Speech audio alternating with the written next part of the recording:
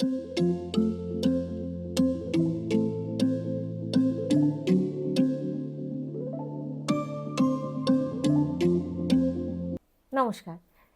কিছুদিন আগেই মাত্র গেছে ব্রেস্ট ফিডিং উইক, অর্থাৎ শিশুকে স্তন্যপান করানোর উপরে জোর দেওয়া হচ্ছে।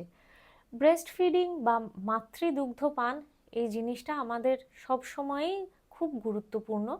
গর্ভধারণের পর, সন্তানের জন্ম দেওয়ার পর এটি একটি প্রাকৃতিক প্রক্রিয়া যেখানে মা শিশুকে স্তন্যপান করিয়ে থাকেন, এবং মায়ের শরীর থেকে এই যে দুধ শিশুর শরীরে যায়, এটি প্রকৃতির নিয়মে খুব সুন্দরভাবে তৈরি হয়েছে।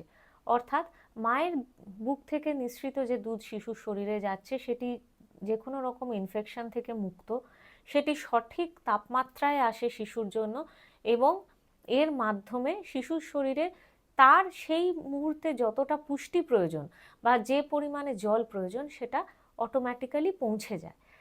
কাজেই প্রকৃতি এইভাবে আমাদের শরীরকে তৈরি করে দিয়েছে যে একটি শিশুর চাহিদা মেটানোর মতো স্তন্যপান একটি গুরুত্বপূর্ণ বিষয় যেটি সাহায্য করে।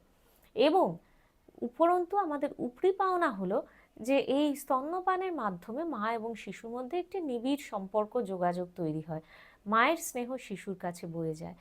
সেইখান থেকে আমরা বলবো যে ব্রেস্ট ফিডিং সব সময়ই ভালো, কিন্তু হ্যাঁ, কিছু কিছু বিশেষ পরিস্থিতিতে মায়েরা হয়তো স্তন্যপান করাতে পারেন না, সেক্ষেত্রে শিশুকে ব্রেস্ট পাম্পের সাহায্যে মাতৃদুগ্ধ দেওয়া হয়, অথবা কখনো কখনো হয়তো প্রয়োজন পড়ে ফর্মুলার। সেগুলি স্বাভাবিকের থেকে বাইরে, কিন্তু সুস্থ স্বাভাবিক প্রেগন্যান্সিতে সবসময় ব্রেস্ট ফিডিং আমাদের কাছে প্রথম চয়েস। আমরা সবসময় পরামর্শ দিই যে প্রথম 6 মাস অবশ্যই স্তন্যপান করান, এবং WHO-র পরামর্শ অনুযায়ী 2 বছর পর্যন্ত করাতে পারলে ভালো। এবং এই সময়টা যখন আপনার সন্তান সম্পূর্ণরূপে স্তন্যপান করছে, অর্থাৎ সে বাইরের কোনো খাবার বা জল খাচ্ছে না, সেই সময়টা মায়েদের কিন্তু মাসিকের রক্তক্ষরণ বন্ধ থাকতে পারে। এটি সম্পূর্ণ স্বাভাবিক প্রক্রিয়া, এই নিয়ে ভয় পাওয়ার কোনো কারণ নেই। এখন আসি এর সামাজিক আঙ্গিকে। অর্থাৎ স্তন্যপান করানো নিঃসন্দেহে গুরুত্বপূর্ণ, কিন্তু এর সঙ্গে অনেকগুলি সামাজিক বিষয় জড়িয়ে আছে। অর্থাৎ একজন মা যখন নতুন মা হতে চলেছেন এবং তার কাছে একটি শিশু এসে পৌঁছেছে, তার রক্ষণাবেক্ষণ করা, তার যত্ন নেওয়া, এটার ওপর তার সমস্ত দায়িত্বটা রয়েছে। সেই সময় আশেপাশের মানুষজনগুলি, অর্থাৎ তার পরিবারের তরফ থেকে আশ্বাস এবং সহায়তা ভীষণভাবে জরুরি।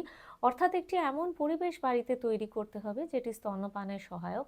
নতুন মা যিনি, তিনি যাতে পুষ্টিকর খাদ্যের সুযোগ পান, তিনি যাতে যথেষ্ট পরিমাণে বিশ্রাম পান, যথেষ্ট ঘুমোতে পারেন, এবং কোনো রকম মানসিক চাপ তার না থাকে, সেটা পরিবারের সকল সদস্যের সেই দিকে খেয়াল রাখা জরুরি। এবং সব মিলে একটি সুস্থ মা এবং সুস্থ বাচ্চা আমাদের সমাজে তৈরি হতে পারবে। ধন্যবাদ।